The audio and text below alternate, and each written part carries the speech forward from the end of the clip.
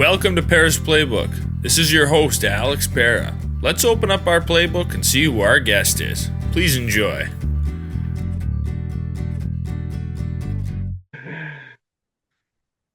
Welcome to episode 140 of Para's Playbook. Today we're joined by Dennis Hayden. He's an actor most known as being Eddie in Die Hard, one of the terrorists. Also roles in Wild Bill, Sniper 2, Another 48 Hours, Race to Witch Mountain, among other projects. I'm so happy to have Dennis on the podcast. How's it going this Saturday morning?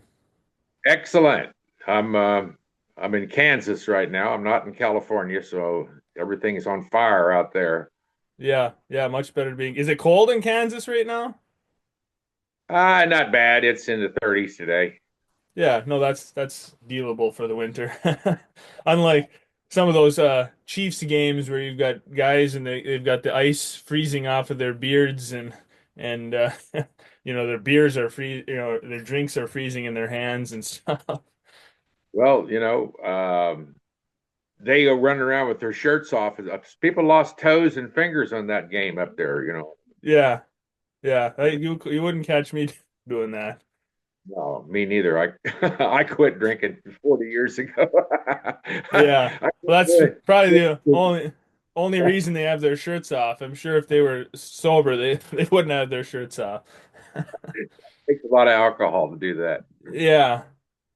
Well, why don't we dive into football here a little bit quick before we move into acting? I know you were a football player in Kansas. You were, highly ranked in the state of Kansas coming out of high school, and you played some junior college football. So when you were younger, I mean, was football your main passion and your main focus? No, I had no desire to do any of that stuff. I was born and raised on a pig farm in southeast Kansas, and my dad was in World War II for 4 years on the front lines with Patton and all these crazy people. And anyway, he came home and he was a total alcoholic and had shell shock, they called it back then, or whatever it was. They just dumped these guys off when the war was over, and Hmm. so we were like dirt poor. And I went to a little grade school with 4 kids in my class, and the first year the nuns taught it. When I walked in, the nuns took one look at me and said, "Ooh, what a big one!" And I was saying to my mom, "Get me the hell out of here." Uh, but anyway, they wouldn't give me any recess my first grade year because they said I was too big to play with the other kids. So the only reason I wanted to go to school was to have recess and play with other kids, from being on that Right. farm. Because my dad was really bad off. He'd get drunk. He'd try to kill the whole family with butcher knives, stuff like that. I spent most of my life trying to survive. I could tell horror stories about that all day. But anyway, I didn't get any recess, and so the nuns didn't know what to do with me when they had these, like, we had 2 recesses a day, and then we had the lunch thing or whatever it was, recess type thing. And the kids would all go out and play, and they kept me inside. And this one nun, they didn't know what to do with me, so they had a trunk over there, and it was full of skits, plays. And so this nun got the idea that, hey, let's just, let him entertain us during the recess hours. So I would do one man skits. That's how I got into the acting, learned how to get into the acting thing, whatever it was. And so then the second year, I had a good teacher. We had moved us to a public school that they'd built next door to the Catholic school, and the nun, that she was real young. She was like in her 20s, and she took a liking to me, and so she said, "Hey, I heard that you do these plays and stuff. So let's just do some stuff for the parish. You know what I mean? Like, so we had some few times a year we would do plays, and I would star in them, and then we didn't have inside bathroom or running water or anything like that. You barely had electricity once in a while. A lot of times we didn't have that. So, because we were dirt poor. And when I mean dirt poor, dirt poor. Uh, so I'd never taken showers before. So when I went to high school, first day I signed up for football, basketball, and track because I wanted to take showers. I was 14 years old and I was getting interested in girls, you know what I mean, and being a pig farmer, and that's how I got into football, whatever it was. And well, first day of school, they had this thing called hazing, which, like I said, I went from 4 kids in my class to 120 kids in a unified district, and so uh, they had this thing called hazing. So when I went to lunch that day, my two buddies that were in my class in Greenbush at the grade school, they kept telling me that, hey, these guys are picking on us and they're hitting us and they're doing all this stuff. And it's called hazing. Or I said, well, I never heard of it, whatever it was. I said, well, nobody's messed with me. And I know more than said that. And one of the senior fullback for the football team walked up and kicked me in the crotch as hard as he could, whatever it was. And of course, I had 3 older brothers and a dad and stuff who, tried to kill me on a daily basis. So I wasn't somebody to mess with. So I had this guy down on the concrete, whatever it was, and I just been attacked by a full grown man as far as I was concerned, and I was just beating his head into the concrete, and then this guy jumps on my back or whatever it is to pull me off, and I just reached up and grabbed him by the throat and threw him against the wall, and I realized it was the principal of the high school. And he looks at me and he goes, he had one lung because he was in Hiroshima after they dropped the bomb. And he goes, what's your name? And I said, Dennis Hayden. He said, did you sign up for football? I said, yes, sir. Football, basketball, and track. He says, well, good. You just beat up my star fullback. Anyway, so I played football, and then and the coach who was my first coach was good. He was a nice guy, great guy. Bud Corn was his name, and then there was this guy named Dick Adams who came in. He was like the senior, and he had a bad reputation. He used to like to kick football players in the butt and hit them and beat them. And I mean, he was this today. It's this day and age. They'd lock the guy up. You know what I mean? Yeah. He uh, he had this one thing one day, wherever it was, and I'd already made up my mind that nobody's going to hit me. You know what I mean? I didn't give a shit who they were.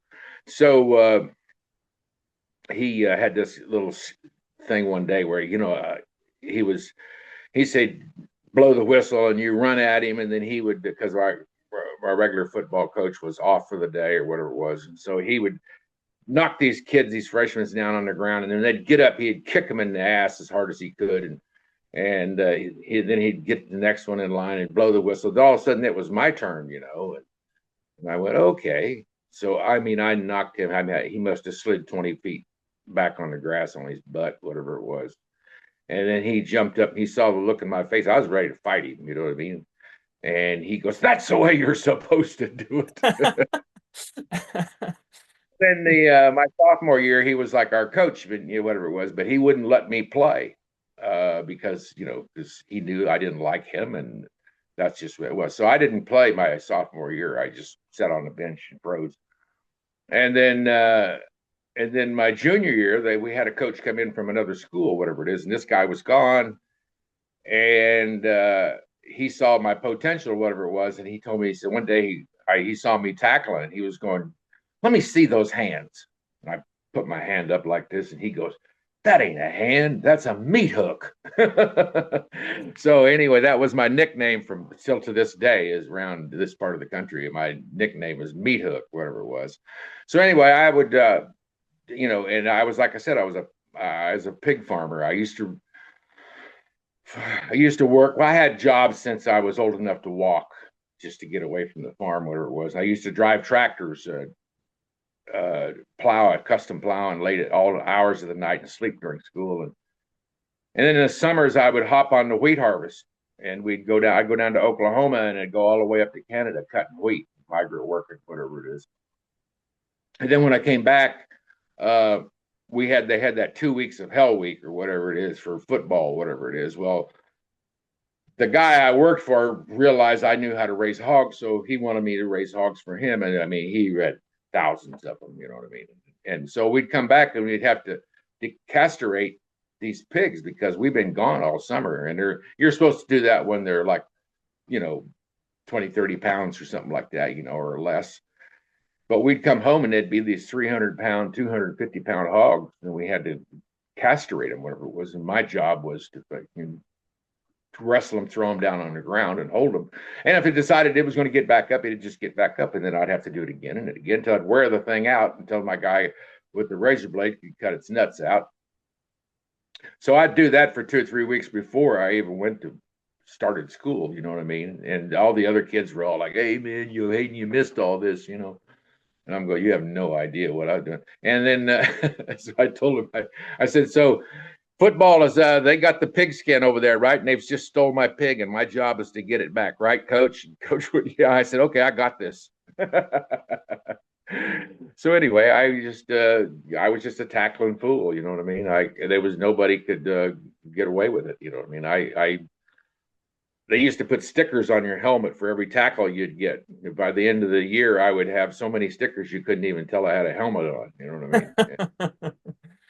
And then I had my senior year, I really tore it up, you know what I mean? And then I uh, I got scholarships offers from everywhere, like 8 of them: Kansas State, KU, Missouri Southern, Alabama, Colorado. I mean, I was like, they were just coming in the mail every day, whatever it was. And I would check. I went on some interviews with them, and they'd only pay $800 was the thing. And I had no city father, nobody to, you know, I had to keep working. And I'd say, well, what am I going to do for a living? You know, I mean, how am I going to, you know, pay rent and do all this stuff? They go, well, we'll try to get you a job at a filling station or something. I said, well, I study, and then I play and I football practice, and then you know, and I said, when am I going to have time to do any of this? And anyway, so I decided, well, I'll just take this little junior college football thing up here, not too far from the farm, and I can still work on the for my farm buddy, and still go to school, and still, you know, have time to.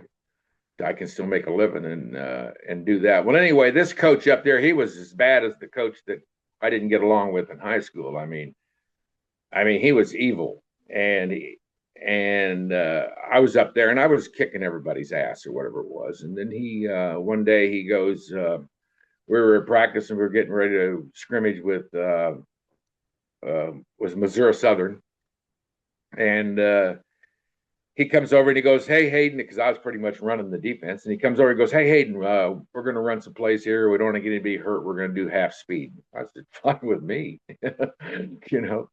And of course, when when he goes over and calls the play, I got really good hearing still today. And he goes, he tells the running back, he goes, "Hit Hayden full speed." And I heard him say that, you know what I mean? And I was going, "What the hell is this all about?" So anyway, so he runs the guy at me full speed. Of course, I'd knock him out. And he comes over and he screams at me, "What the hell are you doing? I told you half speed." I said, "Sorry, coach." I said, I, I saw that guy coming at me real fast. I got a little excited. So he goes back to the huddle, and he goes, "Hit Hayden full speed again." Now he sends 2 halfbacks and a fullback. He sends 3 guys at me, whatever it is. And I was thinking, oh, hell, the more the merrier. So I laid all 3 of them out, whatever it was. And now he's got guys hurt. And I'm going, well, this ought to end this. And so he screams at me, and I scream back at him. I said, "If you don't want him hurt," I said, "send him to the other side." So he goes back and calls a play, and I know he's going to send him to the other side, whatever it is. So I pulled my position and met him in the hole on the other side, and really, well, he just calls practice. But in the meantime, there was this black kid from Missouri. I called him a Greek god. I mean, back in every day, everybody that today that's built like this guy is now. But back then, there was nobody built like this guy. I mean, he had muscle, he could run, he was fast, he could catch. He was just an incredible athlete. And you know, come from a poor family, so he ended up same way with me, going to a junior college because he didn't have any any way of getting to a major college without financial help, you know.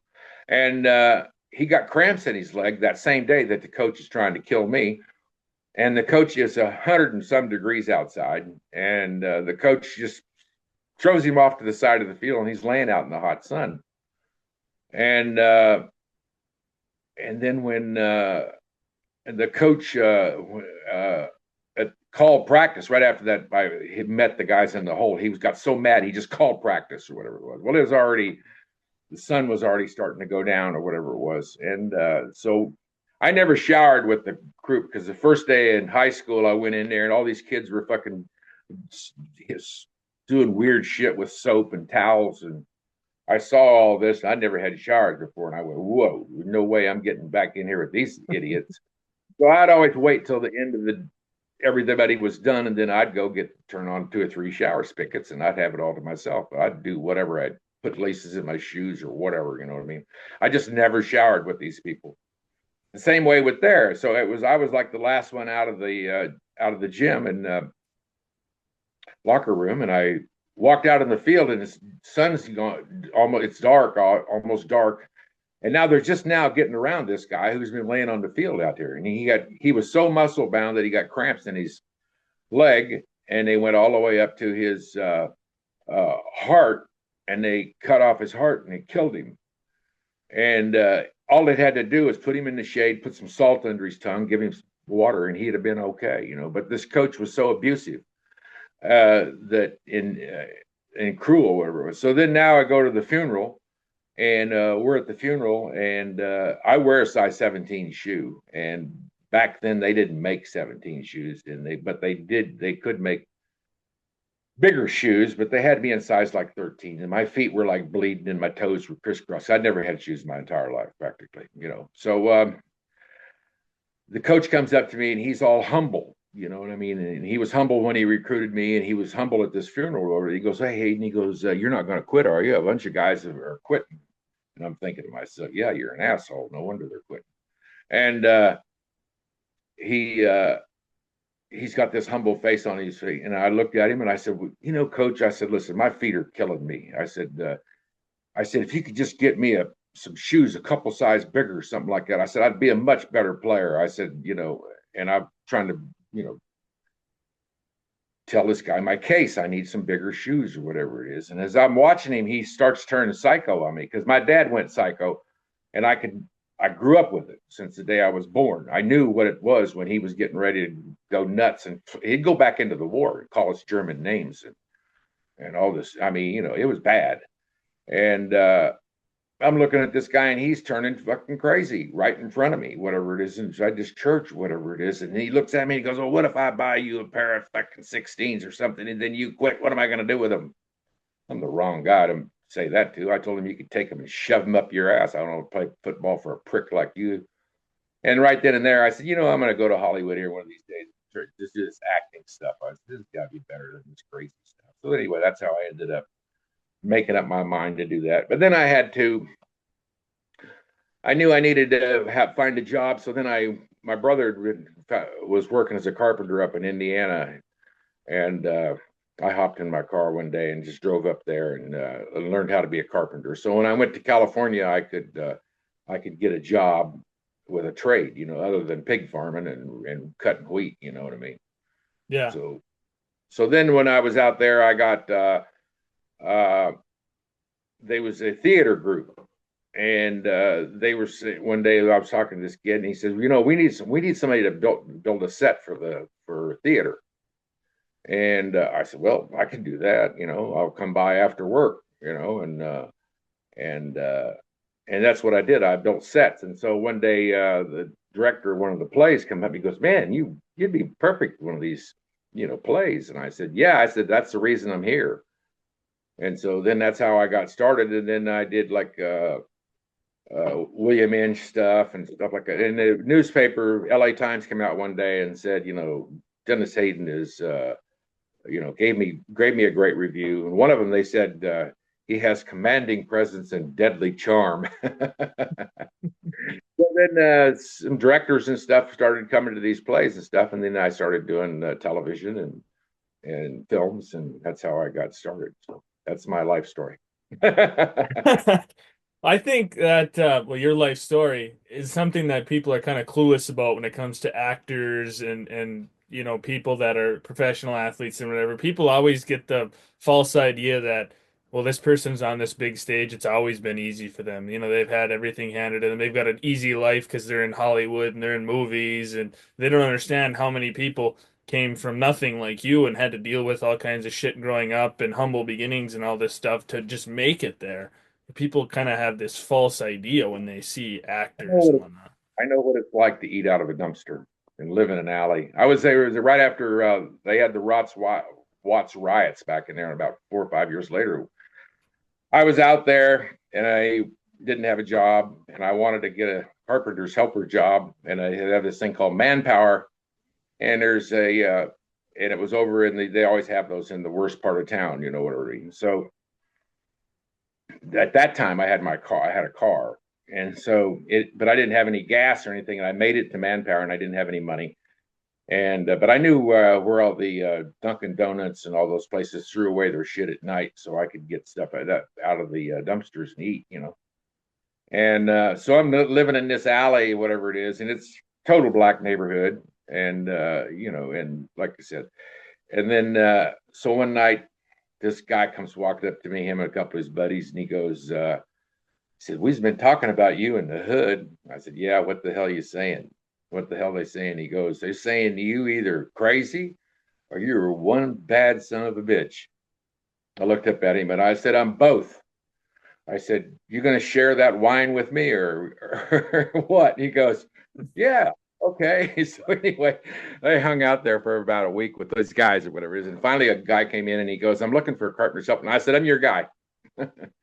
And he goes, I said, "I got tools and stuff and I have a car out here, but I said, I have no gasoline. If you could give me 50 cents to get some gasoline, I can follow you to the job or whatever it is." And the guy goes, he even looked at me like, "Wait a minute, I don't know if I want to give this guy 50 cents or not, you know?" And so he did. And we went to this, it was like one of the first strip malls, and they had a mansard they wanted built in the front. And he had the plans all laid out there, whatever it was. And he goes over a payphone and he's on the phone. And while he's on the phone, I'm looking at the plans and I'm going to look at the material and stuff. I go, okay. So I started building it. And he was on the phone for 30, 40 minutes. And by the time he got done, I'd already had it laid out, how the lines all snapped, and I was already putting wood up, whatever it is. And he looks at me and he goes, "Man, you know what you're doing, don't you?"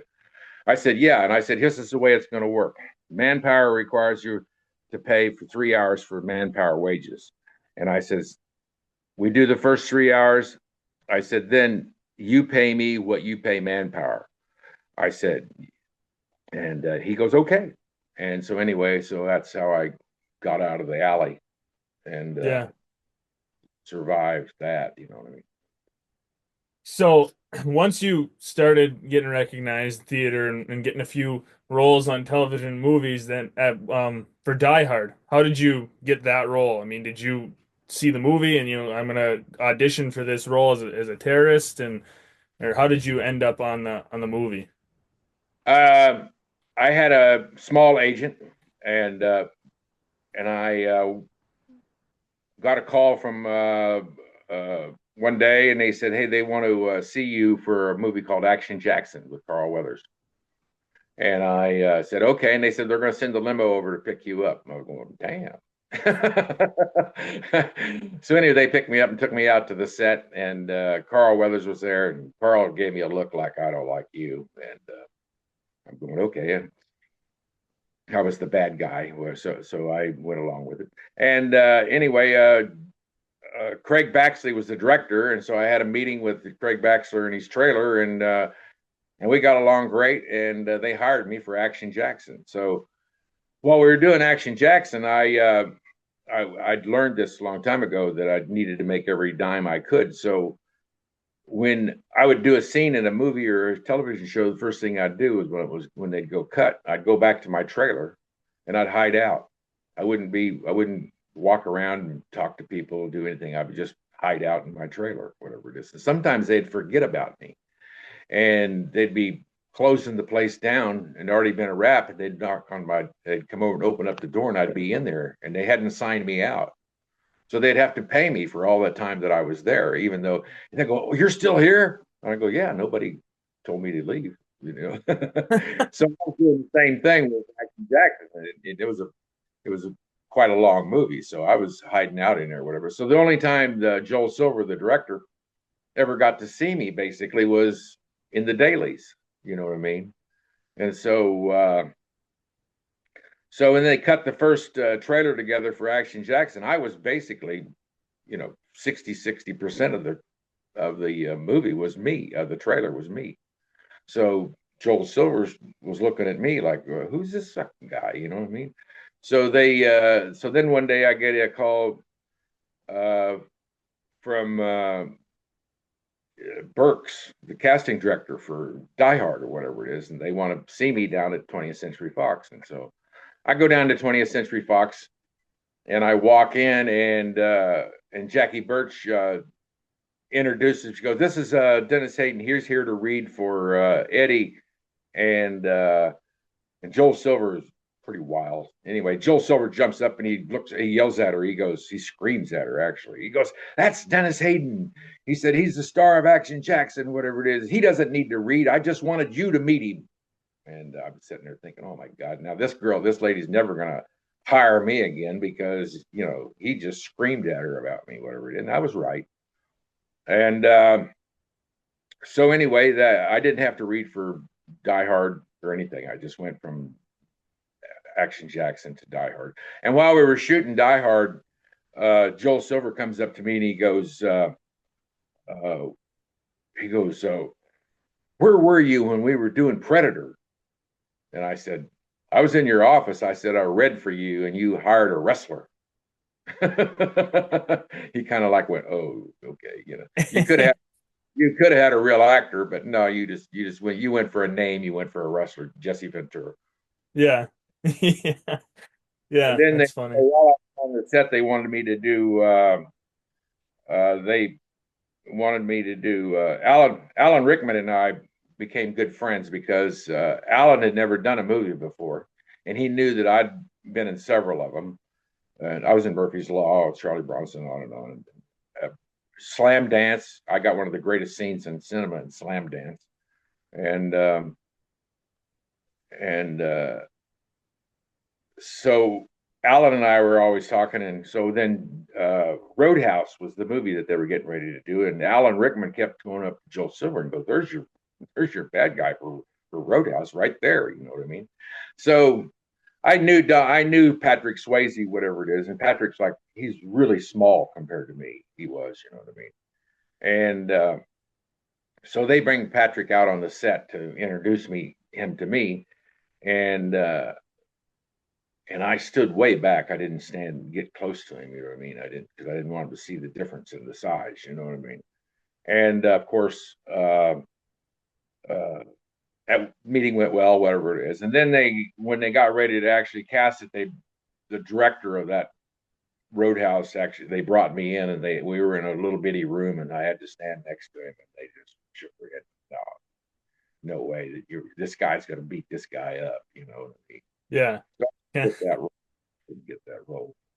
can't be But bigger than the hero. a lot bigger. Yeah. Alex and I became good friends, and we stayed good friends. We used to call one another. But what a great guy! What a great guy! You know what I mean? And Yeah.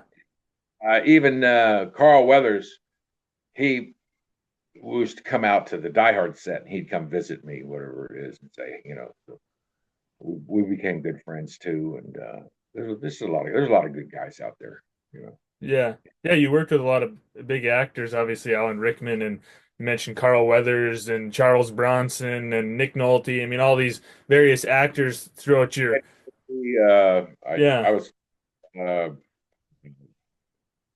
his name. I mean, yeah, I've worked with a lot of A actors. What's the I can't just went blank on his name. Richard Pryor. Yeah. Richard actually neighbors.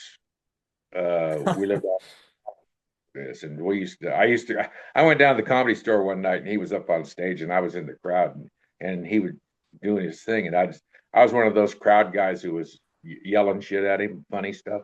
And anyway, my shit was more funny. It was funnier than him, and he kept going. He kept looking like in the crowd, trying to figure out who was doing that, whatever it is. And then when it was over with, finally he got pissed off, and he just walked off stage, and he was walking down the hall. He looks over and he sees me in the crowd, and he goes, "Hayden." That's funny. Yeah, he was a funny guy. Yeah, I used to hang out with a lot of the comedians. Yeah. So going back to Die Hard, I was reading a little bit that Schwarzenegger and Stallone turned down the role, and they ended up going with Willis, and a lot of people in Hollywood thought that that was a big mistake and that the movie was going to flop and that, it wasn't going to be successful. And now it's regarded as one of the greatest action movies of all time. Hmm. So, I mean, they couldn't have been more wrong about Bruce Willis. He went on to have a great career as well. Yeah, Bruce was great. He was actually just funnier and shit. I mean, when he'd walk in the morning or in the afternoon, well, actually, usually we shot most of it at night. He'd come in at night or whatever it is. He always had this grin on his face, like he's thinking something funny. You know what I mean? Uh, Stallone comes in one day because Joel Silver wanted Stallone for a movie, and so he had him over at the office, and he showed him the trailer for Action Jackson because while we were shooting Die Hard, so he showed it to him. So Stallone saw the trailer, so I was all through the trailer, whatever it was, and so then he brings him over to the set. Now we're setting on there. They had a stage there, and it had some steps, about 4 or 5 steps. And and a bunch of us were all just hanging out on the steps, and Bruce had just been up on the stage trying to crack jokes, and we weren't all laughing at all of them. He's going, man, that's a tough crowd. So he comes over. So he's sitting on the steps with us, and we're all just hanging out. And all of a sudden, Stallone comes walking in, and Stallone walks by and he looks at me and sees me and he goes, hey. I looked at Stallone. I went, hey. And Bruce Willis looks over at me and he goes, you know Sly? And I went, hey. Yeah, of course I do. That was the whole conversation right Yeah, that's funny too. there. Um, so why you sent me that link article? One of the hottest debates on Die Hard that people have is it a Christmas movie and is it not? Um, and you said it is a Christmas movie. And I mean, it has what defines a Christmas movie or Christmas music and Christmas trees and a Christmas party, and they say Christmas however many times, and I mean all Right. these things that so I feel like a lot of people just don't want it to be a Christmas movie because it's an action movie and they feel like there can't be both.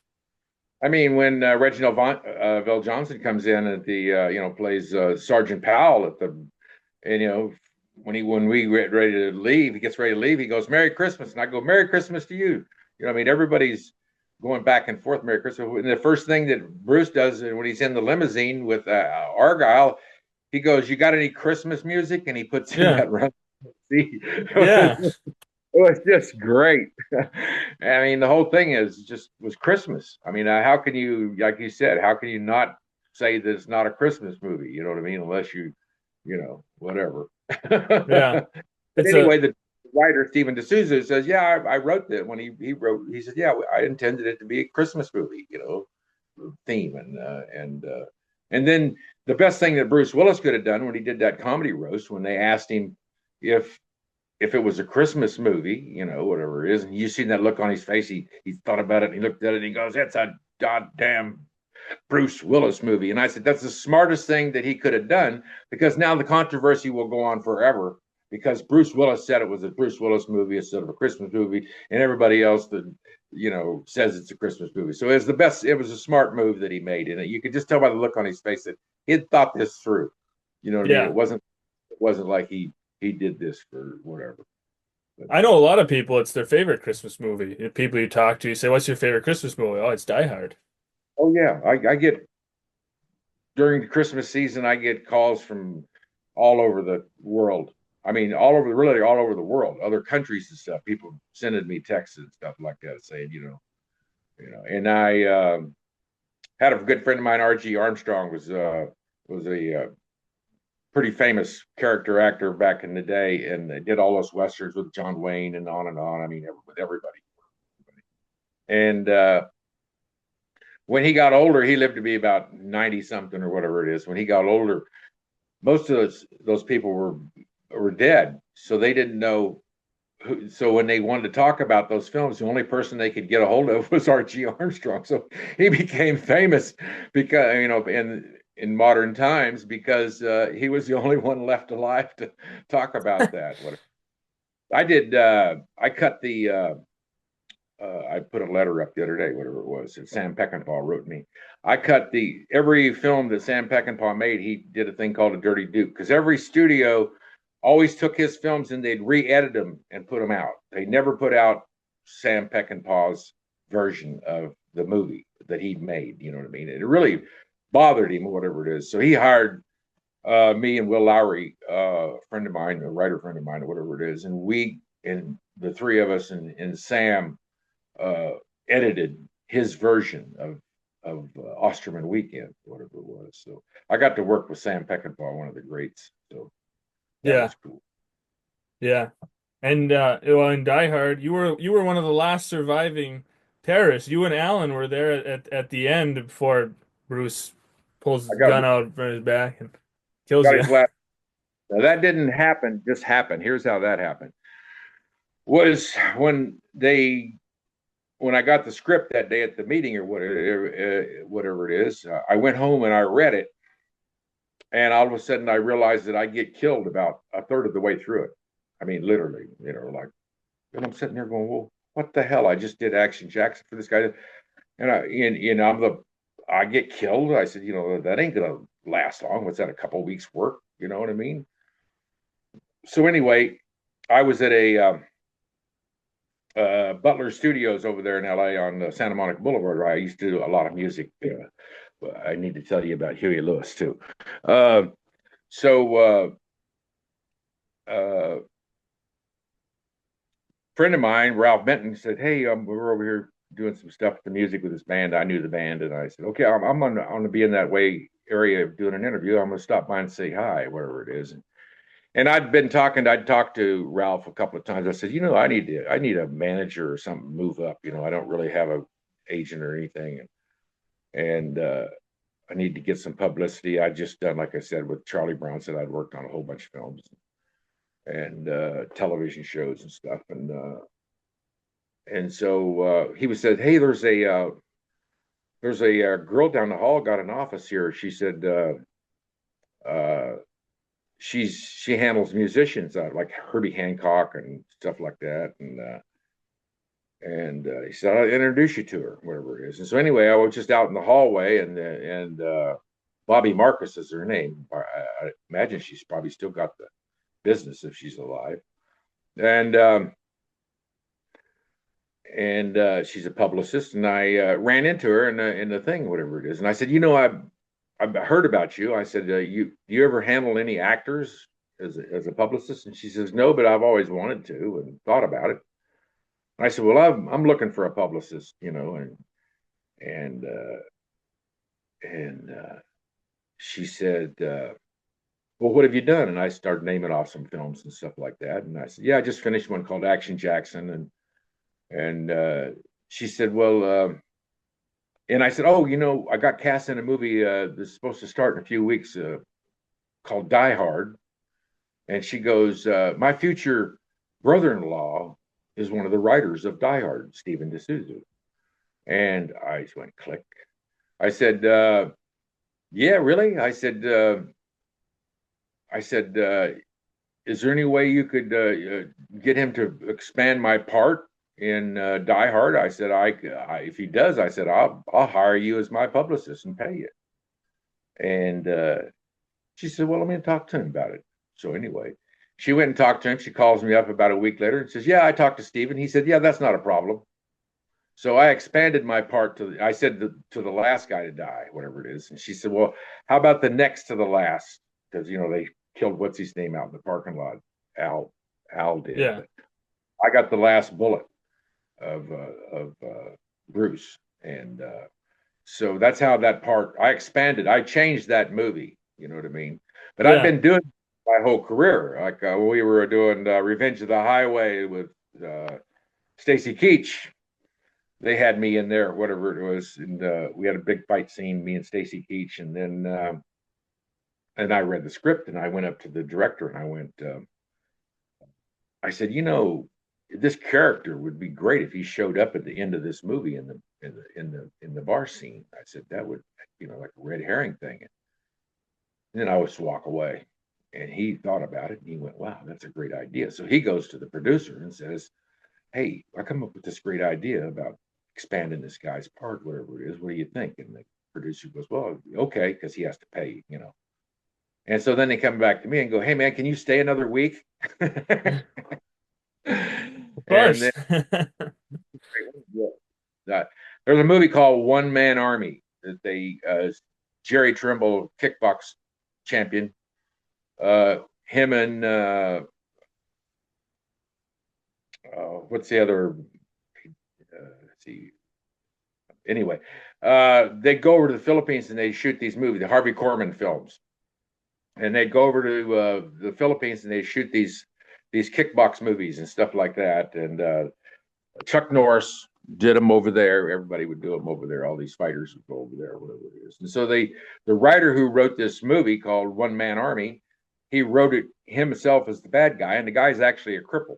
And he got scared about doing the movie and bailed out, said I can't do it, whatever it is. And so now they're all over in the Philippines, and they call me up and say, hey man, can you Jerry Trimble recommended me, and so I go over to the Philippines, fly over there, whatever it is, and I walk in the studio. I mean, I walk in the guy's place.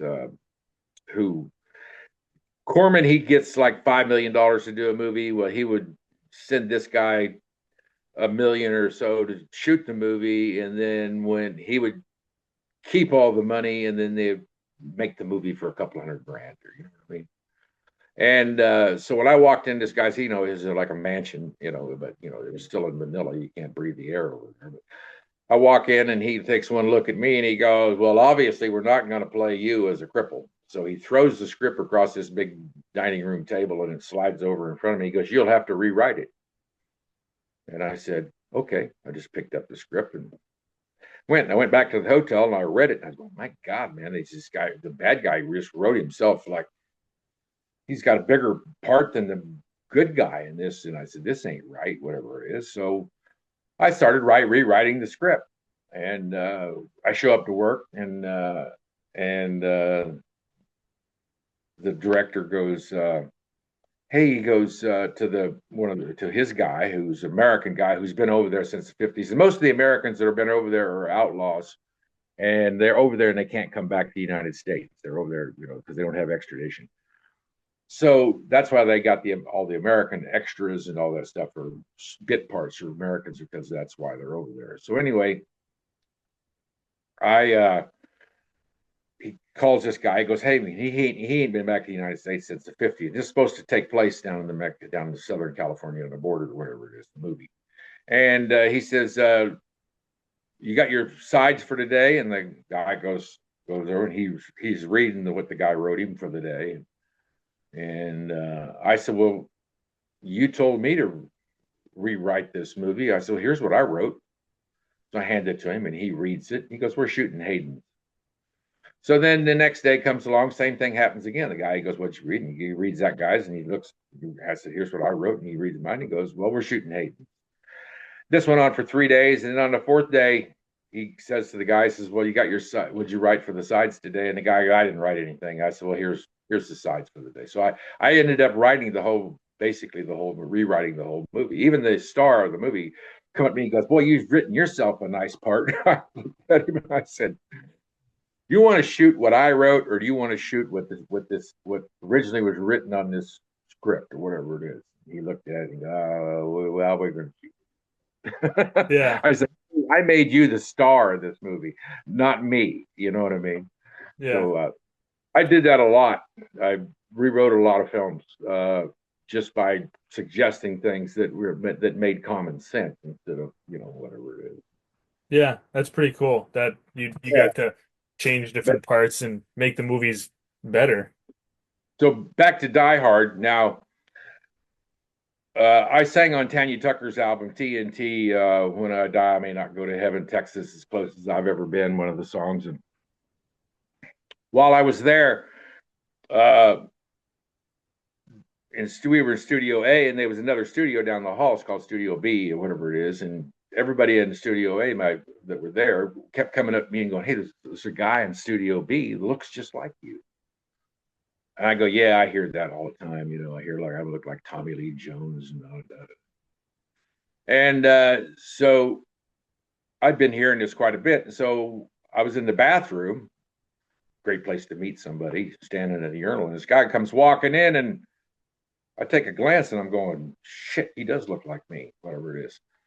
And he had long hair and a beard, and I had long hair and a beard. And he was playing, the band was called Clover, and it was Huey Lewis's band before he did the Huey Lewis and the News, before he did that band, whatever it was. And anyway, I said, hey, man, I said, everybody in the studio has been telling me this guy looks like me. And I said, yeah, I said, we do have a resemblance, you know what I mean? And he said, yeah, yeah. So we chatted for a minute. We're in the bathroom, so I didn't go into any conversations right along with him. I left. And then when I did Die Hard, of course, I had my hair all cut off. And before I actually did Die Hard, because I had my hair cut off for several films. And people used to come up to me all the time, girls and stuff, and want my autograph, you know. And I go, "Who do you think I am?" And they go, "Huey Lewis." And I go, "No, And I was in the bar one night, and sports bar, and up on the screen they had a bunch of 4 or 5 TVs, and I did 100 commercials. I mean, literally, because I found out that Nick Nolte and all these guys. I was good friends with Nick and all these guys, and they said, "Oh, we don't do TV, we don't do film or commercials, anything like that. We're film actors or whatever it is." And I'm sitting there going, "I need money." And one day's work, I did that Pace Picani commercial that ran for 14 years, whatever it is. I got paid tons, you know what I mean? So anyway, I do commercial. I did a lot of commercials. There was a commercial on. These girls was wanting my autograph, and I'm going, "Who do you think I am?" And he goes, "Huey Lewis. You're Huey Lewis." I said, "No, I'm Dennis Hayden." I said, "I'm an actor." I said, "That's me right there." And the commercial just came on, whatever it is. And they went, "No, no, no." And this one girl got real bitchy with me, whatever it is. And he said, "Oh, you're so rude and you're so mean, da, da, da." And I said, "Oh, piss off." And so anyway, Huey Lewis, uh, uh, signed an autograph for him because he was hitting on this girl that I used to date, whatever it was. And so I said, "Give this to Huey, whatever it is." And he goes, "Hey, I'm Dennis Hayden." I said, "I'm the guy who's giving you a bad name." But anyway, when so Die Hard comes out, and the LA well, in the LA Times, one of the bigger newspapers out there wrote a review, and they said Huey Lewis was great as Eddie in Die Hard. And I'm going, and this was before we had cell phones and cameras and all this stuff, and so I'm going around trying to get a bigger agent, and I'm going in and getting meetings and stuff, and I'm going, "Hey, I just starred in Die Hard, whatever." And they go, "That wasn't you, that was Huey Lewis." And I'm going, in the film, like I said, I couldn't just pull up the phone and go, "Hey, look, there's my credit, my name right there." You know what I mean? Yeah. So they had me until this day. No, now then, even to this day. So there's a show called the Cleveland Show. It's a Seth Meyers wrote it. It's a cartoon series, Hmm. uh, the Black cartoon series, whatever it is. Well, they did a parody of Die Hard, and they made me a cartoon. I'm in a bunch of books, cartoon, which I don't get paid for any of that stuff. They just take my image and do that stuff. And Seth thought it would be funny to hire Huey Lewis to do the voiceover for my character. So Huey gets paid and I don't, for the Cleveland Show, and it's a Christmas parody, so it runs every year just like Die Hard does, all over the television everywhere. And he gets residual checks for that, and I don't get a dime from it. So I was thinking I need to get a hold of like Kelly Clarkson or somebody like that and put us in the same room together. You know what I mean? And talk about this controversy, because I go on the website on Huey's thing, whatever it is, and every Christmas I go, "Hey man, you were great in Die Hard." But I was reading about that, and I mean I saw articles where you see Reddit posts and all kinds of stuff where people go back and forth. Was Huey Lewis on Die Hard? And then people are, oh no, that was. I didn't realize it was that big of a thing. Actually, for you when the movie came out, that there were people putting out newspaper articles and people actually thought that Huey Lewis was in the movie. Um, Mhm. I thought once in a while maybe you'd be walking down the street, somebody'd say, "Hey, are you Huey Lewis?" But they'd, figured out that he wasn't in the movie. Did he ever come out and say like, "No, I wasn't in the movie"? Not that I know of. That's why I said I need to get him on like Kelly Clarkson or somebody like that, because she does music people and stuff like that, and get us on there. Right, I thought about this year, and I was going, well, it was too late in the Christmas season actually, but I think I'll go ahead and start on it now for next season, whatever it is. But Yeah, set the record straight. you know what I mean? But if you, it was like Patrick Swayze. You put Patrick Swayze and be in the same room next to one another, and you go, no, I Huey's not very big either, And if you put a Yeah, side, I tower over him. Of course, I'm shrinking now. I'm going to be 73 years old, um, but I'm sure he is too. But yeah, yeah, and we don't look anything alike now. right. Like seen pictures of him lately, whatever it is, and yeah, but they still, yeah, like you said, every Christmas it's all over Facebook, everywhere. It's because I mean it's Huey Lewis is in Die Hard. You know what I mean? Yeah, Anyway, so that's why I said I had a chance to expand my career with that movie, and Huey Lewis got all the credit, whatever it was. yeah, I mean, even agencies and people in Hollywood would they just said, "Oh, you're full of it," that was Huey Lewis. yeah. No, I don't. That's kind of screwed up. I mean, Yeah, did you have anyone from the movie, directors or writers that could vouch for you? I mean, say, hey, talk to this. I mean, it really was me. no, not really. You know what I mean? It's just they just move on. They don't care. Yeah, right. They got you for the movie. They made their money, and now whatever. Right, exactly. Yeah, Uh, and then another 48 hours. Uh, Nick was always jealous of me, whatever it is. I was supposed to play in Cannery Row. I was supposed to play what's his name, the character in that, whatever it is. I went in. Eddie Almost. I had to pre-read for Eddie Almost before I even went into the casting director. Hazel uh, was the character, and that was a John Steinbeck character. And I'd had this. A friend of mine got me the script like 2 months before they ever started casting it or whatever it is. So I didn't. I was didn't have money or anything, and so I would just every day I'd get up and I'd go out and I'd practice being Hazel. I had that part down so good that it was scary. I mean, like very good. And so I finally got an interview. It took me forever. If I found somebody who knew somebody who did this, and said you got to, and they'd literally interviewed everybody in town to try for this part, whatever it is. And they couldn't find anybody they wanted. So I finally got this interview, and I go down there, and they had made me pre-read with Eddie Olmos. It was a great actor, and so I go in and I read with Eddie Olmos, and Eddie he's all excited. He goes, "Wow!" He goes, "Let's go get him." He was excited, to go in and show off in front of the casting directors, whatever it was. And I was down on the floor counting eggs. I was doing all this stuff. I mean, I was the character. I mean, I'd turned into Hazel. Perfect. Everything John Steinbeck wrote about, I was it. And of course, they loved it. The casting director, the director was there, and they just loved it, whatever it is. And they pretty much said, yeah, yeah, he's got it. And then we go on strike. Now this happened more than once. These strikes, they kill more careers than anything. You know what I mean? So then they go on strike for months or whatever it is. And now they're getting ready to shoot the movie again. And all of a sudden now they've hired Hal McGray, this black guy, uh, to play Hazel, whatever it is. And then I go, okay. I said Nick must have found out that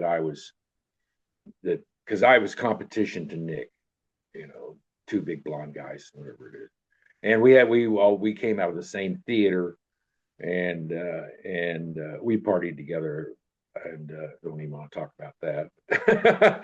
Anyway, so uh, one day, years later, or a couple of years later, whatever it was, Nick came up to me in a bar. He was drunk as shit, whatever it is, and he goes, "I got to tell you something, Hayden." And I go, "Yeah, yeah, I know, Nick."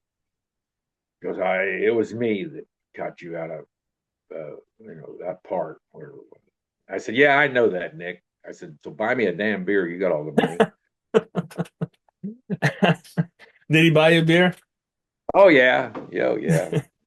Yeah. But I didn't hold it against him. I was going, it's okay. I Right. understand you didn't want the competition, Yeah. uh, but that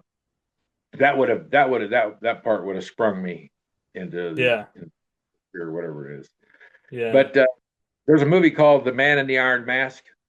Uh, my friend William Richard, we were best buddies. He uh, he wrote Winter Kills with Jeff Bridges. Success two of Jeff Bridges' two first feature films, whatever it is. Winter Kills is a classic of all time. If you ever get a chance, watch Winter Kills. I'm Okay. telling you, Yeah. the best thing ever happened. So anyway, he wrote President Elopes, which was stolen from him, and they made it into The American President. And then he wrote uh, Aaron Sorkin and Rob Reiner and them. They stole his other the sequel to that or TV series that he wrote and made it whatever the name of that was, that President show, whatever it is. And writers they were always, studios and stuff were always stealing his stuff. So then he wrote The Man in the Iron Mask, and he wrote uh, his version of The Man in the Iron Mask, and MGM offered him $1 million for the script, and 20th Century Fox offered him $1 million for the script, and they said, "Well, we don't want nothing to do with you after we buy this script." You know what I mean? So he came over to my house, and he was a little hurt about this. And actually, 20th Century Fox had written him a check, and when they told him they didn't want anything to do with him or his friends or whatever it is, he tore the check up. And he came over to my house, and he was kind of depressed. There was a heavyweight boxing match going on TV, whatever it is, and a bunch of my friends had showed up because we had a big TV at the time.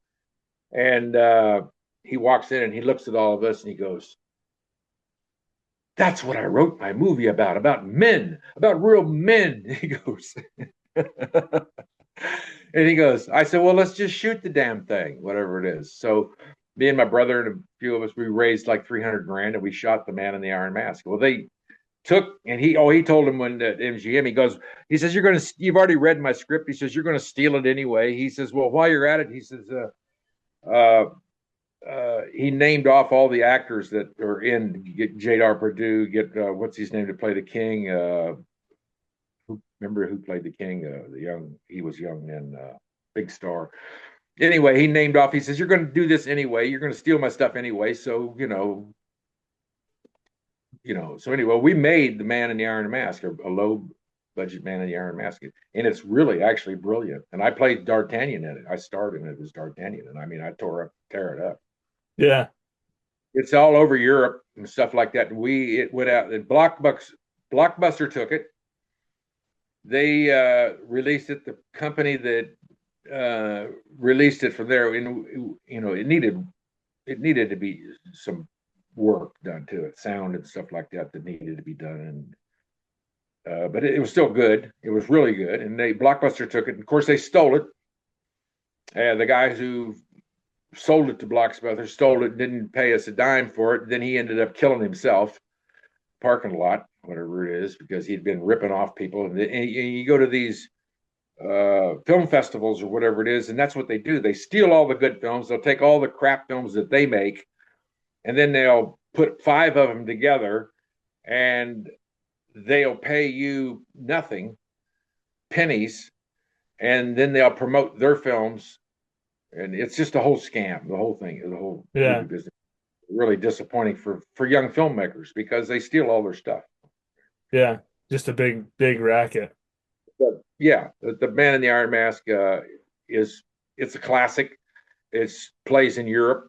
all over where we started cutting different versions of it because it's still one. So we'd cut another version of it and put it out with another title, Yeah. three different ones or whatever. And Yeah. we even had uh, Dumas in one of them, whatever it is, in one of our versions. But that's a good one. But yeah, I made a bunch of films that never really never that I got to star in, but never really went anywhere because they were low budget and Right. didn't get no big release or anything like that. But that One Man Army, man, I tear it up in that one, boy. Yeah. There was a review came out on it and said if anybody ever deserved an Oscar for a low budget movie, it's Dennis Hayden in One Man Army.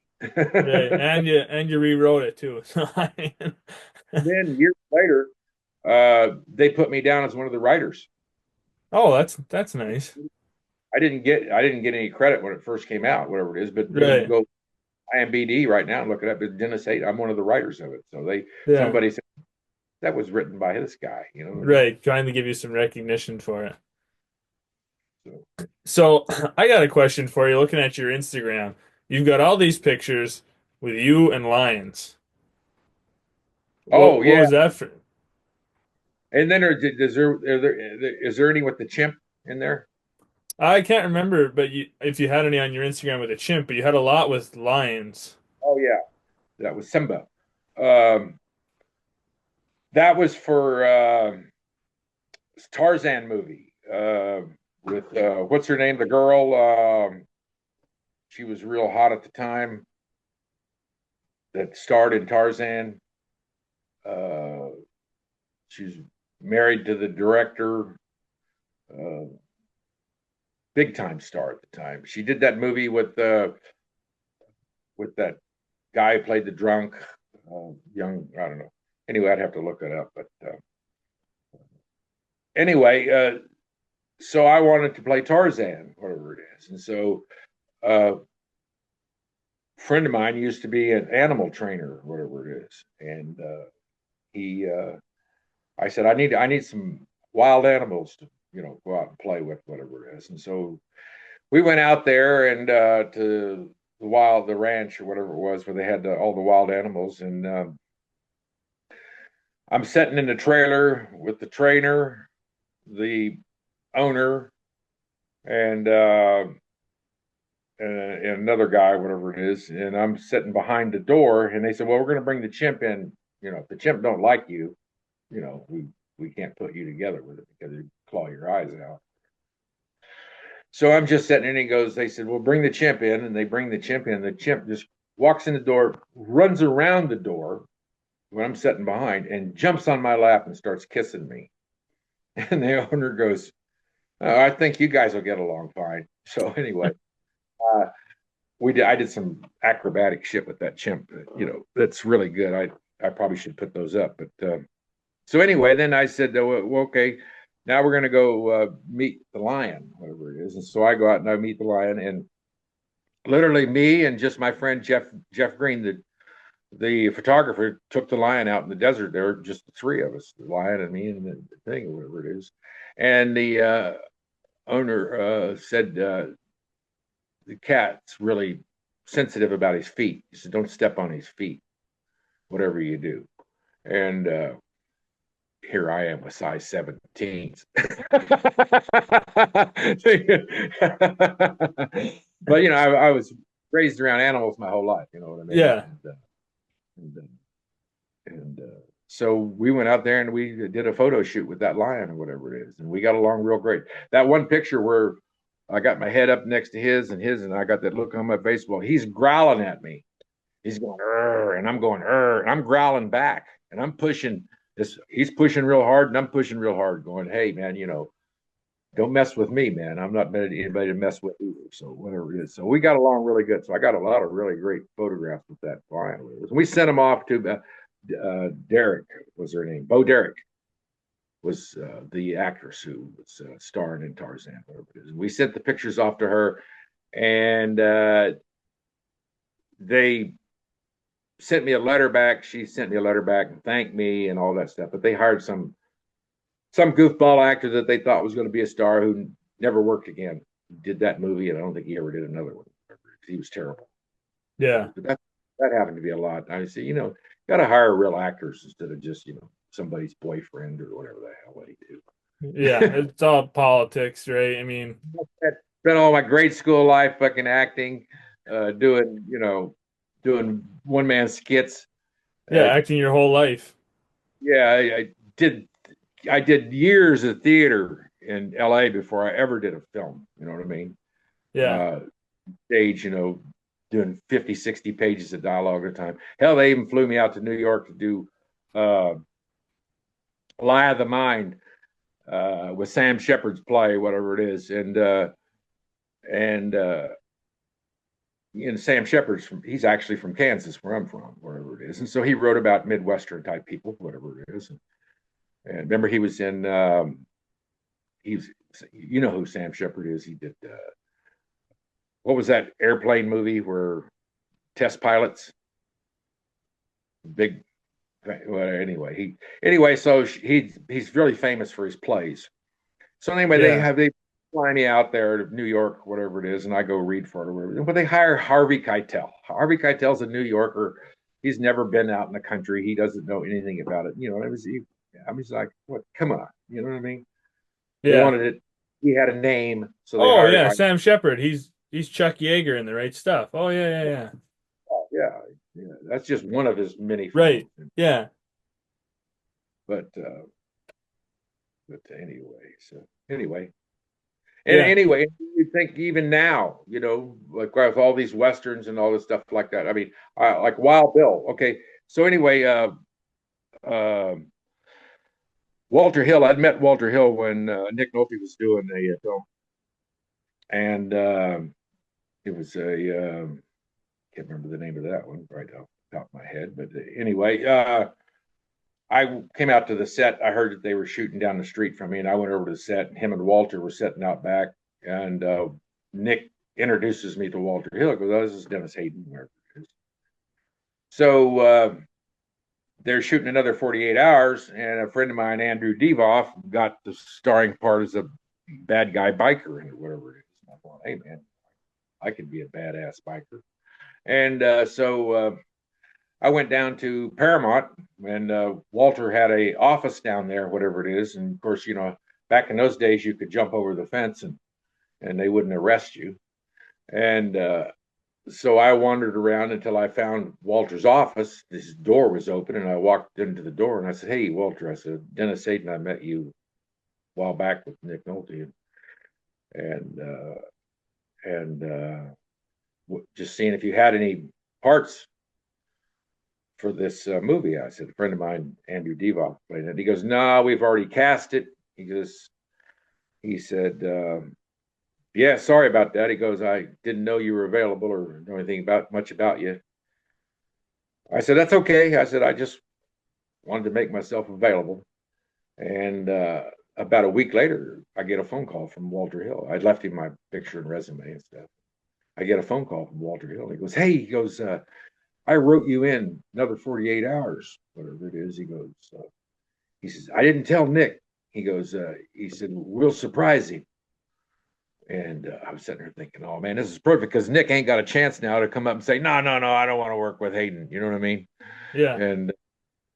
And so I showed up, and there's a scene in there where Nick and I are confronting one another. I'm taller than Nick, and you can see in the we were doing the takes or whatever it was, and I went over and looked at the video replay, whatever it was, and I'm going, Nick is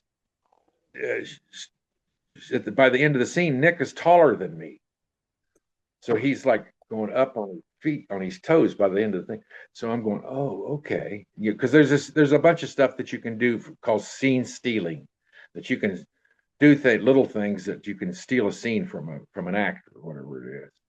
And I'm going, oh, I know what he's doing. So I'd go over, and if you look at the film, you can see that we both start going up, up, up, up, up. I never let him get taller than me. so so anyway, that's how I got in that movie. And then Wild Bill Hickok comes along, and same thing. Walter Hill calls me up and goes, "Hey man, I want you to play Phil Coe in Jeff Bridges' film, uh, uh, Wild Bill, whatever it is." And Phil Coe is a real character.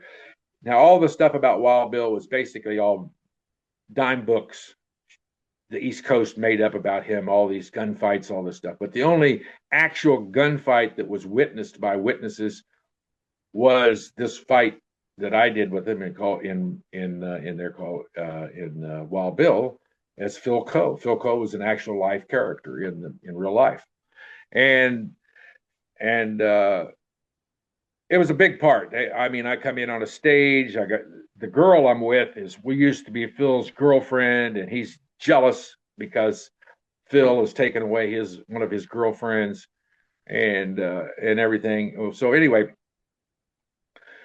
so same thing with Jeff Bridges. He's jealous of me. I'm taller than him. I'm younger than him. And Jeff and I spend all this time in the trailers together, and we have mutual friends because Bill Richards my best buddy, and he basically made Jeff Bridges' career with those two films, Winter Kills and Success, and great films. And so Jeff's got this thing where he takes photographs. He's a professional photographer, and he shoots pictures all day long. And then he's got this. The fastest gun in the West, whatever it is, or in the trainer. He's like the quick draw champion of the world, whatever it is. And he's a trainer for Jeff. And he's been working with Jeff 6 months before the film starts. Every time Jeff has got some time off during the scenes, they go out and practice their quick draw. And I grew up playing cowboys and Indians, you know what I mean, and on the farm with my brothers, and never really had a real gun. And so the trainer is there one day or whatever it is, and I just looked over at him, and he's an ass. He thought, he was a tough guy because he's a fast drawer or whatever. I looked over at him and I said, "I can outdraw you." And he just looks at me like, "Who the hell is this guy?" Whatever. They get ready to do that scene, whatever it is, and I'm thinking, guy brings over a trunk full of guns and holsters and stuff like that. And so I go through them and I pick out a rig and gun I can handle with, because I could twirl them. I could do all kinds of stuff. I could even twirl the rifles and shotguns because I used to watch the riflemen. And so I'm going, okay, this rig right here will work for me, whatever it is. It had a nice tie down to it, everything. It was, everything I wanted. So anyway, we're getting ready to shoot the scene, and the prop guy comes over and he goes, "Walter wants you to use this one." And I look at it and I'm going, and it's like a old military holster that used to have a strap on it that they cut it off. The gun has a real long barrel. I can't get my finger into the trigger thing because my finger's too big. The handle is only this big. I can only get my little finger and my next finger here on the handle. You can't get a hold of the handle.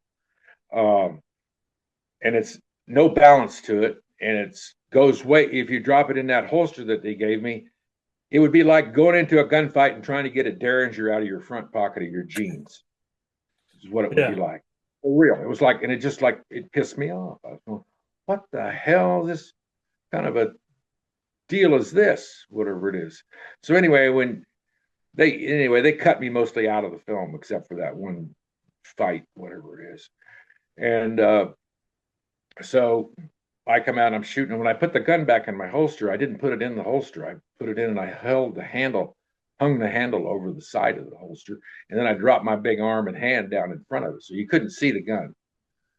And then so when I got ready to draw, I hooked it with these two fingers, used the hammer to level the gun, and then I just fanned the trigger because it's so it was all in one motion, and I was outdrawing him every time. And the cinematographer goes over to Walter and he goes, "That guy's outdrawing him every time." And Walter goes, Walter's cool. He goes, "Yeah," he said, "I see that," but he said in real life, Phil did outdraw him.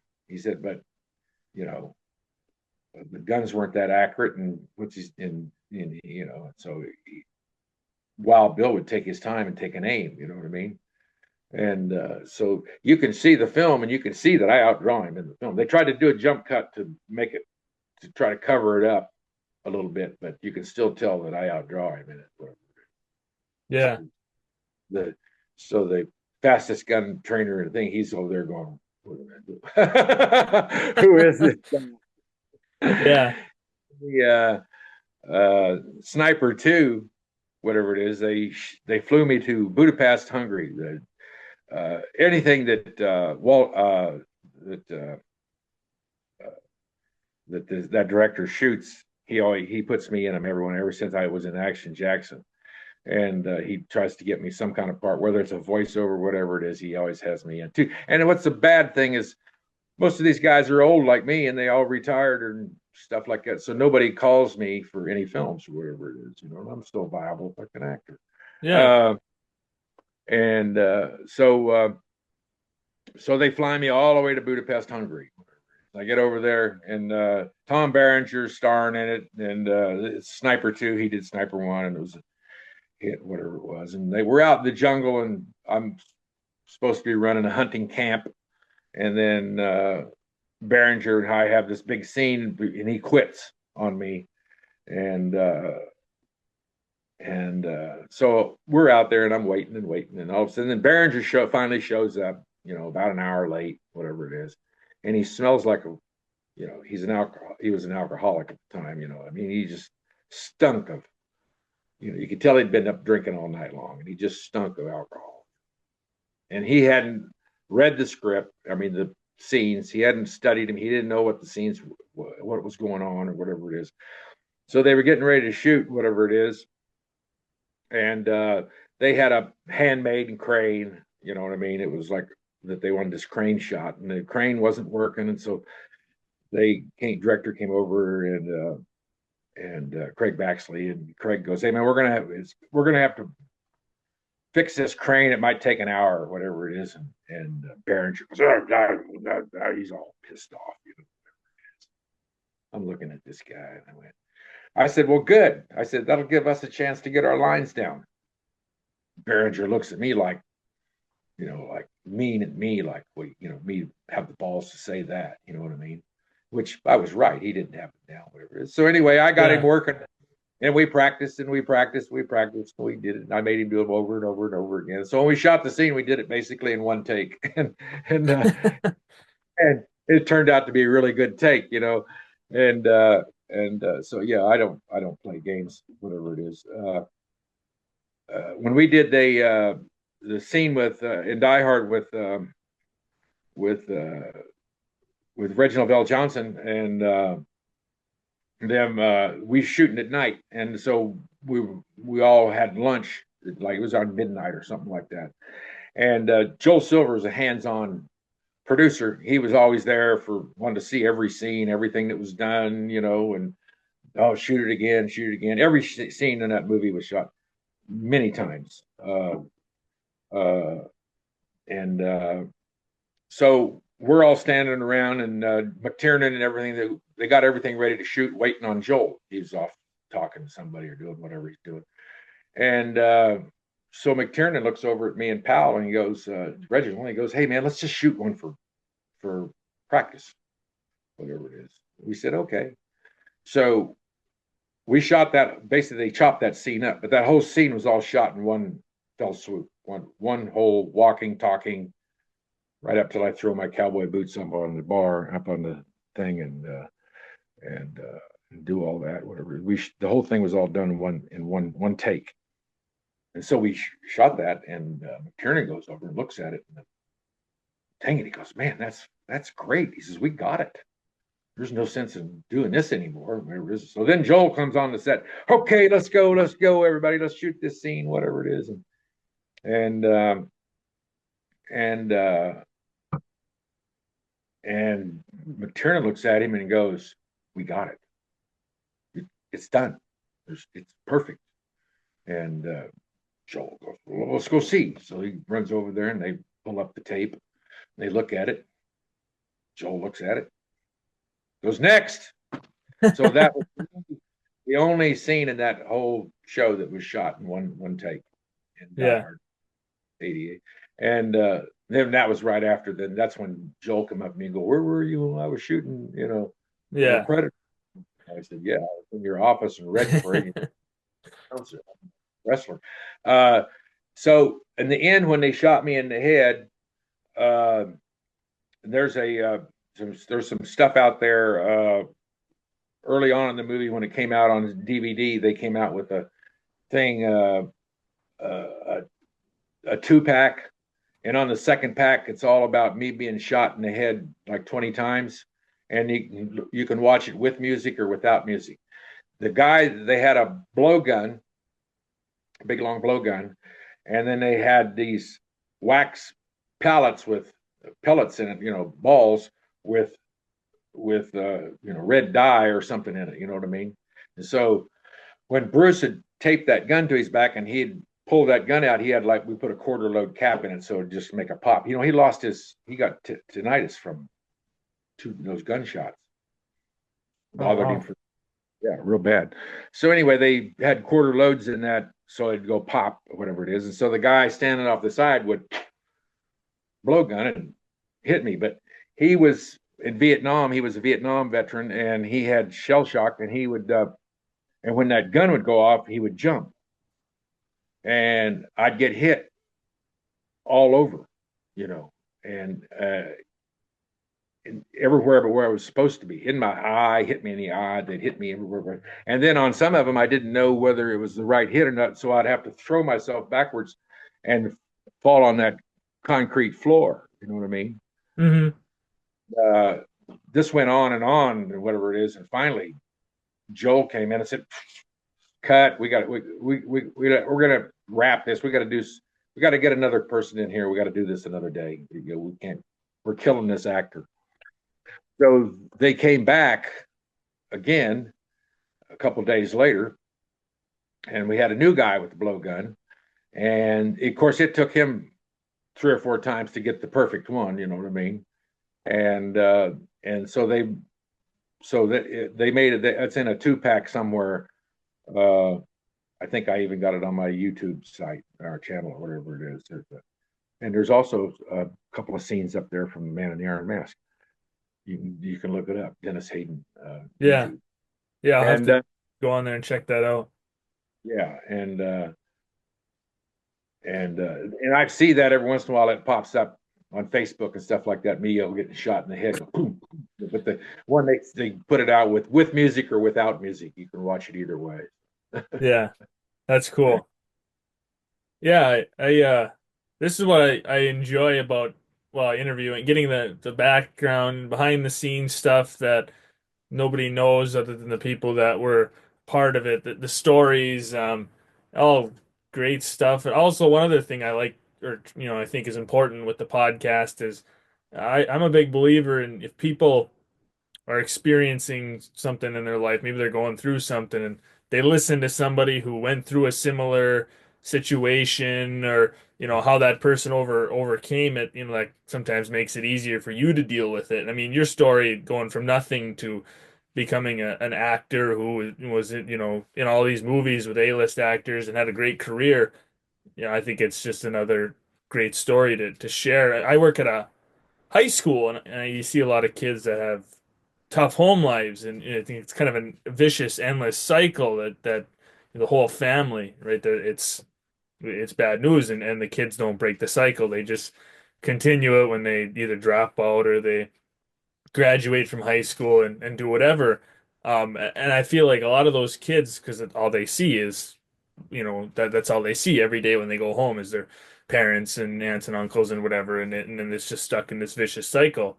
But people need to see more stories like yours, right? Where you get out of that bad life, and you end up going on and being successful. I think that's important. Yeah, I used to have to walk to. We used to get up in the morning at 5 o'clock in the morning with no heat, no nothing, and milk cows, 26 head of cows, and then feed 300 head of hogs. With a well. You know what I mean? Either hand pump, Yeah. if it didn't work, you had to draw it out with buckets, and you had to do this twice a day. and then walked. We were an eighth of a mile from this school, and if it had been another eighth of a mile, they would have paid my mom, and we could have had a car, and she could have drove us. But we were an eighth of a mile short, so the county or the city or the state wouldn't pay.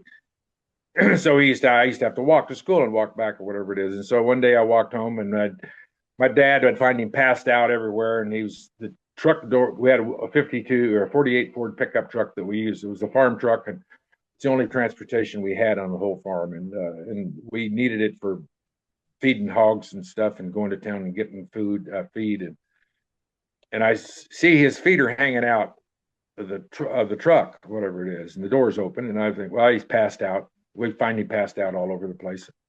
So I went in the house, put my books away and stuff, and I came out to get ready to do the chores, and I walked over to the truck, and I grabbed a hold of his foot, and I shook him, going, "Hey, Dad, get up! I got." But he wasn't asleep. He had a butcher knife that we used to dissect everything that died on that farm to see what killed him. And he was cutting wires underneath the truck, trying to hotwire it, because Mom had went off somewhere with one of the neighbor ladies, and he was trying to hotwire the truck to go into town to get liquor. And he came out of that truck. First time he ever got me by surprise. And he got on top of me with that butcher knife and was calling me German names and was trying to kill me. And there's nothing you could do to convince him that that you weren't the enemy.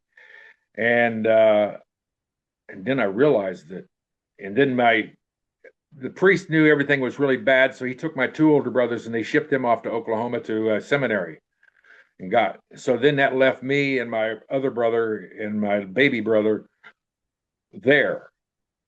And I said, well, they didn't do us any favors. Now I'm the man of the house, basically, whatever it is. And I'm like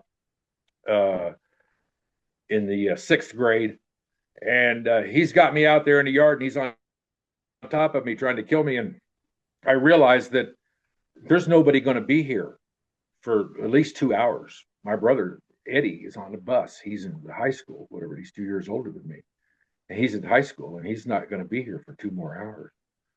So I literally had to fight this guy for 2 hours, and he's big. My dad was big, and he was strong. He was a trained killer, and so I fought him for 2 hours, and then my brother finally come home, and I could hear the bus coming down the road, and I could hear it stop at everybody's farmhouse, and I knew I could just hold on a little bit longer, hold on a little longer. Finally, he shows up, and Eddie comes running off that bus 100 mile an hour, man, and he jumped over the ditch, and he hit my dad, and the butcher knife goes flying in the air, and he gets on top of him, and I go over and grab the butcher knife, and I go in the house, and I eat a sandwich and get some water, and then I come back out, and then I sit on him until Eddie goes in, and we do this till he'd pass out. This was like normal life, you know what I mean? So, that's crazy. Then when I got drafted to go to Vietnam right out of high school, and that kind of screwed up my football thing, whatever it was that I was going to go do. And so they took me up to Kansas City. I got on a bus to go up there to be drafted, where I was drafted, and they wanted me to do my physical. So they had a bus that took us all up there, and it would stop at all these little podunk towns, and these kids would get on, and then his first kid gets on, and he looks at me, and he goes, "You're Dennis Hayden." And I'm sitting there going, "How the hell you know who I am?" So then we go to another town, and another guy gets on the bus, and he says, "Hey, you're Dennis Hayden." And the third guy gets on another town on the way up there. It's about a 130-mile trip. And he goes, "You're Dennis Hayden," whatever it is. And I stood up in the bus. I said, "Okay, why does everybody know who I am?" The guy goes, "You're in the newspapers all the time, man. You're I didn't know until 5, 6, 7 years ago that I was all state in Kansas. I had no idea. I'd never read a newspaper, didn't have that stuff on a farm, couldn't afford stuff like that. We didn't even have a phone." So we get up there, and there's these 4 Marines up there, and they volunteered on the buddy system or whatever it is. And there was this girl that was there, and anyway, she said hi to me when I walked in with the bus crowd, and I could have stood out, and they were up there trying to hustle or whatever it is. And then so they started in on me, saying that I was a pussy because we were being drafted and they'd volunteered on the buddy system. And I explained to them that the first thing they do to the buddy system is they separate you. And because I had buddies who went in on the buddy system and who got separated, and they said the first thing they do is they don't want these people hanging together. So anyway, I got the idea that hey, I'm big enough and look old enough that we could go over to Missouri and I could buy some beer and stuff, and we could have a pool party while we're waiting around. And everybody pitched in money except these four Marines who had already been drafted. They were off to basic training. So it's a hot day, and I was thinking, well, I never had a day off in my life. I just never had a day off. I was either working or working.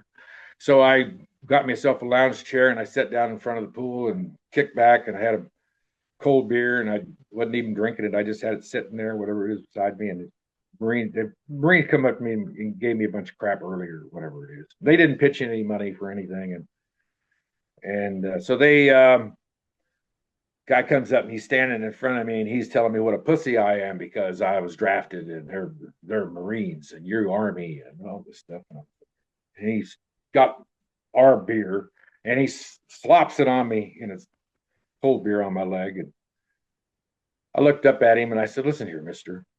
I said, "I didn't come up here to fucking fight with you, but I said, listen, you throw one more beer on me." I said, "I'm going to kick your ass." I said, "You got that?" And he goes, throws his beer on me. The beer almost hit me in the chest. Before it hit me out of my size 17, it hit him in the chest and he went flying into the swimming pool. So then he comes up out of the swimming pool and he goes, "I'm going to kill you." And I'm going, "Oh no, this ain't happening." So I throw him back in the swimming pool. Now his three buddies come rushing over to his defense, and I'm going, "Oh, this is more the merrier. I like this." So I threw all four of them in the swimming pool. Now I get up and I start throwing furniture along. I took my chair and pushed them all back in the swimming pool. And all four of them are telling me, "They're going to kill you. I'm going to kill you." And I'm going, "No, I didn't come up here to be killed." And so I threw the umbrella in the train. I looked over and there's my mattress right there. My door was literally 5 feet from things. So I grabbed my mattress and I threw it. And so the other 300 and some guys who were there were all went up in their rooms and was calling their moms and stuff, and in the air conditioning and stuff. They were all up in the balconies and stuff, and they came out and saw me fighting these four guys they'd insulted everybody. And they started raining furniture down on top of them. I mean, raining furniture uh, to the point where it filled the pool up, and they actually had to go hide underneath the diving board in order to keep from getting hit with lamps and chairs and stuff like that. So then I heard this thunder from hell. Now I'm up on the diving board, stepping on their fingers, going, "Listen, I'll let you out of here," but I said, "I'll drown all four of you." But I said, "You got to stop this. I'm going to kill you, shit." I said, because this ain't going to happen. And they kept screaming they're going to kill me, and of course they couldn't swim out of there, whatever it is. So I heard this thunder from hell, and before they had SWAT teams, they had riot squads, and I'd actually witnessed a riot squad because I was up there with a chisel plow coming from Iowa one time and ran into the riots. And so about 100 motorcycles come in and they surrounded the place, whatever it is, and everybody jumped off with shotguns or whatever it is. And the captain of the bunch, everything's real quiet right now, you know what I mean? And he goes, "Who started this?" And I'm teetering on the diving board. And I looked up and I said, "Well, I did." I said, "You want to arrest us and throw us all in jail?" I said, "We're all going to Vietnam. What do we give a shit?" Whatever it is. And everybody, 300 guys would yell every time I'd say something. They'd go, "Yeah, yeah." And I'm thinking, hey, man, leadership qualities. So he goes, "Can I talk to you in private?" And I go, "Yeah, I'll go over." And so we went over and talked to him. He goes, "Obviously," he says, "you have control of this crowd." He said, "You think if you tell them to, quail this and pull all that furniture out of here and let it dry out?" And I looked at him and I said, "Do you think if you tell everybody had a shotgun on me because I was standing next to their captain. I said, if you think if you tell those guys to put down their shotguns and get on their motorcycles and ride out of here, they will." And he said, "Well, yeah, I'm the captain," or whatever it is. I said, "Mister, we just struck a deal." I said, "Okay, guys, party's over. We got to pull this shit out of here and get it out." So we did all that. And then there was a bunch of other shit went on that night. I don't want to get into it. So then about 4 o'clock in the morning, now I'm hungover. Like I said, I haven't drank in 40 years. I never wanted to be like my dad. The first time I ever came home and somebody told me how much fun I'd had, I quit. And the MPs came in about 4 o'clock in the morning, where it was to kick my door down on the hotel, and of course I didn't have no mattress, and they drug me out, and this guy screams at me, and they put me on a bus, and he told these two MPs, this guy doesn't go nowhere without you. You don't go to the bathroom. You don't. So I had two bodyguards. MPs went with me every day. So then they take us. I had to wait till the other guys got up, and they took us down to a Kemper Arena where there was like about 3,000 of us from all over the area, bussed into this Kemper Arena where they had the whole top floor. They had all the box seats. They had people in there swearing us all in, or whatever it is. And anyway, I got in there, whatever it is, and they said, "Yeah, you got any injuries or anything like that?" I said, "Well, I said I pulled my knee out of socket once playing football, but I said, it didn't slow me down much." And so they go, "Hey, check him out." So they pull me in this other room, and the guy goes, "Lay on this table." And I lay on the table. He goes, "Which leg is it?" I said, "Oh, it's my right knee." And he reaches over and grabs my left foot and just wrenches my left knee. I mean, to the point where I screamed and jumped up off the table. And I mean, I was pissed. I was going, that's just wrong. You know what I mean? So comes back in the other room, and now I got all the brass. Everybody, I mean, I never seen so many stars and stripes and shit on people before. They're all in there wanting to know who the guy was who started the riot, who destroyed the Holiday Inn, who, you know what I mean? They wanted me dead. I mean, really, I could tell they just wanted me dead. And that kind of shit went on. So then they take me in there, and he goes, "Swear him in." And I'm going, "Yeah, right. Okay." So anyway, they start swearing me in. So you have 1 week to go home, take care of your physical and financial duties, report back to your draft board to do this, whatever it is. And they got done swearing me in, or whatever it is. And I just said, I'm going out to the bus. I just got up, started to walk out. I walked up to the head guy, I looked at him right square in the face. I got about this far from his face, and I looked at him. And I said, "Listen here, I'm not in your goddamn army yet. So why don't you go fuck yourself?" And I walked out. So now I'm walking down the steps, whatever it is, and he got all pissed off. So now he starts sending the MPs after me. And so my two bodyguards didn't come out. I said, "Well, apparently nobody's ever walked out on him before, because my two bodyguards are still inside there with the captain and all these other people, where his rank was." And now he comes out and he starts screaming, "Get that guy, get that guy." Now he's yelling at all the MPs all over the whole top of the arena to get that guy, whatever it is. And I goes, "Oh, they want to see some action? I'm ready." So I go down the steps or whatever it is, and I don't want to fight him in the steps. I want to do it down on the basketball floor or whatever it is. Now there's like I said, 2,000-3,000 guys down there, kids coming down there crying, going, "Listen, I got a club foot. I got this. They just drafted me. I mean, just disaster. They just want body count. This is in 70. They wanted a body count. They didn't care, what you were." And so they parted when I'd walk in. They opened up, and I could walk through, because everybody knew who I was by that time, because I'm the only guy there who's got two bodyguards, through the whole day. And two MPs went everywhere I went. And so then everybody opened up. It was like parting of the sea. And then when the MPs got there, they would close, and the MPs would have to fight through the crowd to try to get to me, whatever it is. And I'd go, "Let them through, let them through. I'll fight them," whatever it is. And then I go down this hallway, and I start to go outside, and I see the crack of daylight. And I'm going, "Man, I've never been inside all day long like this before. There's daylight out there, whatever it is." And I start to open the door, and I went, "Nah." First thing they're going to do is, when the guy's going to grab me by the shoulder, he's going to spin me around, yell, "Halt." And sure enough, I just waited, and I closed my eyes, and I could feel the heat from his hand coming. And I reached around, and that's how sensitive I was with this shit, fighting all my life since I was born. I reached around, snatched him up by the collar, grabbed the other guy that got him, jammed both of them back out of the hallway, jammed him up again, hung him up on the side of the wall, and I said, "Listen, I'm not in your damn army yet." And I said, "Until then, you got no right to put your hands on me. You got that." And these other guys all come running in. About 20 other MPs come running up, whatever it is. And I said, "The next person touches me, I said, I'm going to break his neck and beat you to death with him." And they all looked at me like, because I knew how to play psycho, because I grew up with my dad being a psycho. So I know how to do it. You know what I mean? I could play Yeah. one or whatever. Yeah, Stacy Keach about that in One Man. I mean, I did that to him in a movie where he beats me up, whatever it is, and I get him down on the ground, and I pull him up, and I goes, "Listen," I said, "You want some more?" And the look on his face was like the director went, "That's awesome. That's fucking great." It scared the hell out of him, though. Anyway, and then so now we get in Die Hard. So they send us to military school for 2 weeks. uh, and the guy who trained us is a big time military trainer for real. And I'm 35 years old at the time, or whatever it is, and I'm wearing cowboy boots, and we go in and we go into these buildings and we shoot targets and these pop up things and all this different things. All this, we do this for 2 weeks or whatever it is, and now we're done. And I want to get out of there, so I'm heading to my car, and the guy who started it all goes, "Hey man, I'm comes up to me and he grabs me by the shoulders. I'm leaving, whatever it is. Who the hell's grabbing me?" I turn around and he goes, "Hey man, I got to tell you something before you leave."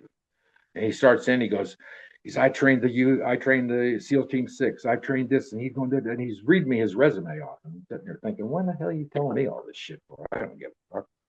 And I'm just trying to get out of there. You know what I mean? And and then he goes, of all the people I've trained, he says, you're the best. He said, I'm telling you the truth. You're the best. He said, if you ever want to do this for real, he says, you could do this, whatever it is. And I said, no, man. I said, I'm just an actor. I said, the only reason I did good is because, I listened to what you had, the instructions. You know what I mean? I gave him credit, and I turned around and started to walk off again. He grabs me again. He goes, there's one thing I got to tell you before you leave. I said, well, what's that? He goes, you did that in cowboy boots. I said, that's my character. And turned around and left. 2 weeks after the film goes over. Anyway, he goes in and he tells Joel Silver that this guy's a natural born killer. And I heard him do it, and because I snuck around when I saw him talking to Joel, I went around and hid behind the flats, and I could listen to see what he said. Because I walked by, he goes, "Hey, Hayden, keep your mouth shut." So anyway, he goes and tells this to Joel, and I heard him. And I said, "I'll never work for this guy again. I've already, they're scared."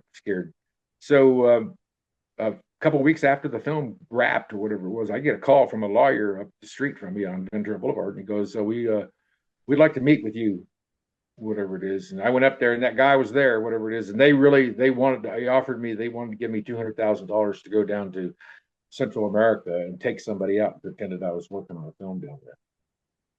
For real. That's I mean? crazy.